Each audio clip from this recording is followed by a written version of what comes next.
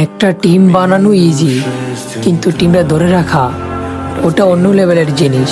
শুরুর দিকে ছিল অনেক ড্রিম, সবাই একসাথে খেলবো, গ্রো করব, নাম করব।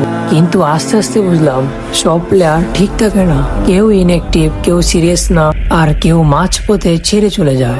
আমি একলা বসে টিম গুছাই, নিউ প্লেয়ার আনি, ট্রাই করে সব ঠিক করতে।